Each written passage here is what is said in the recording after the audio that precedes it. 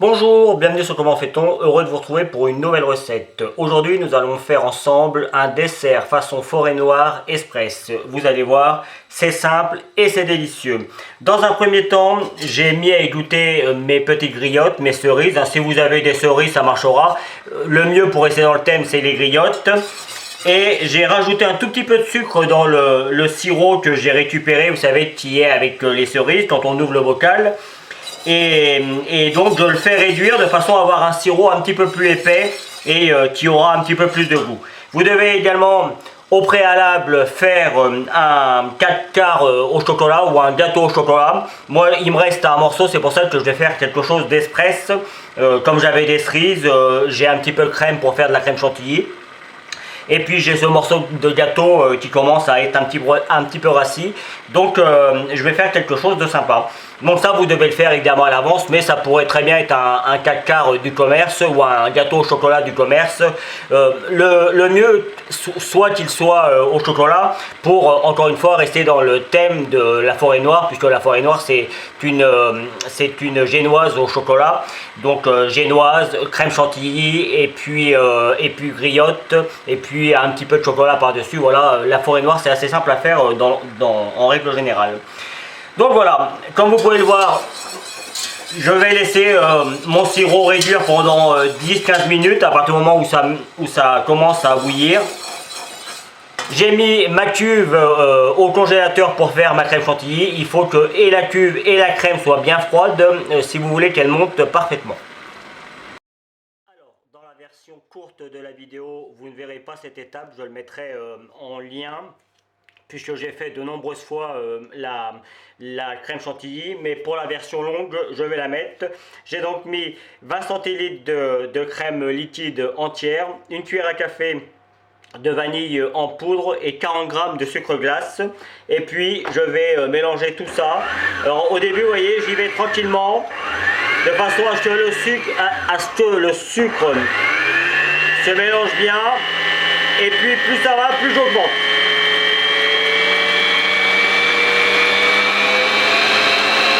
Et maintenant, il n'y a plus qu'à attendre que la crème chantilly monte et devienne ferme.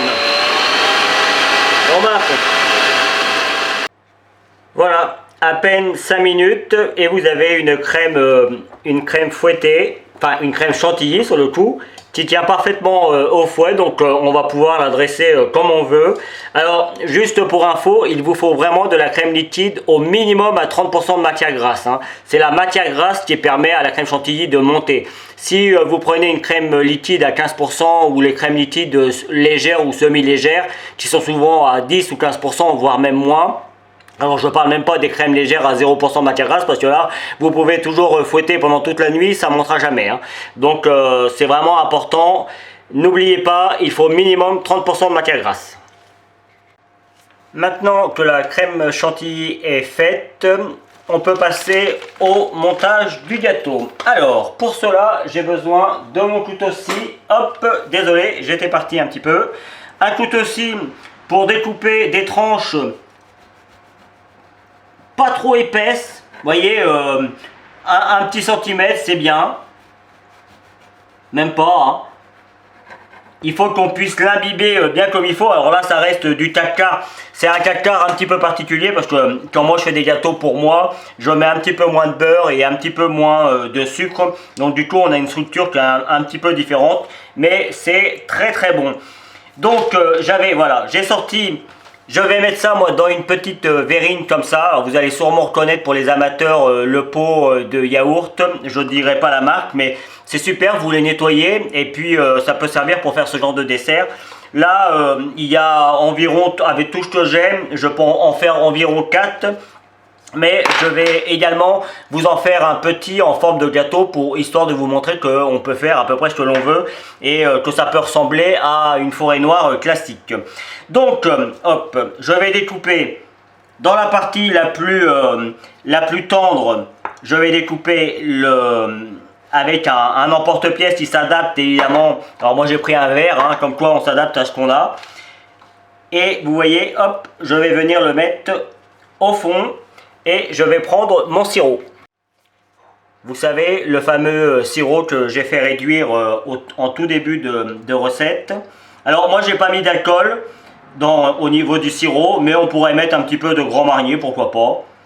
Et vous voyez, je vais venir faire en sorte que celui-ci imprègne bien mon biscuit. Voilà, vous voyez, là on voit bien, hein, et puis il va encore s'imbiber. Il faut que on ait un petit peu de mâche, mais il faut quand même que le biscuit soit bien imbibé, puisque ce n'est pas de la génoise, ça reste un petit peu plus ferme. On va mettre maintenant, hop, un petit peu de crème chantilly. On est vraiment sur le même principe, hein, comme je le disais, du montage de la forêt noire. Hein. Et puis mes griottes que j'ai édoutées au préalable. Et puis après, le principe est simple. Hein. On recommence l'opération jusqu'à ce qu'on soit en haut. Donc là, je vais remettre un petit peu de crème chantilly pour recouvrir tout ça. On fait en sorte de bien venir sur le côté, vous voyez, de façon à ce qu'on voit ce que l'on fait. Sauf le biscuit qui lui peut être caché parce que c'est pas forcément joli, donc lui il peut se permettre d'être caché. Hop, je redécoupe un morceau. Vous voyez, là il est un petit peu plus épais, mais c'est pas grave, il y aura un petit peu plus de mâche. Je viens le mettre au milieu et je recommence l'opération. Le biscuit, la crème chantilly, les griottes. Et comme je le disais, on va jusqu'en haut. Et là, vous voyez, hein, j'hésite pas. Même le sirop va redescendre un petit peu sur la crème chantilly. Ça va être délicieux. Voilà. Et je recommence l'opération jusqu'à ce que j'arrive en haut. Allez, comme vous pouvez le voir, je suis arrivé en hauteur. Alors, j'ai pris les petits morceaux qui me restaient, vous voyez, hein, pour éviter de faire le moins de pertes possible. Et s'il vous reste des morceaux, vous pouvez les couper en petits morceaux. Et puis, quand vous en avez besoin, vous les repassez au four. Vous attendez qu'ils grillent un petit peu et vous allez voir, ça va être super bon sur une crème ou quelque chose comme ça. Ça va donner un petit côté croustillant. Bref, il ne faut rien perdre. Donc là, comme j'arrive à la fin, je vais faire quelque chose de joli.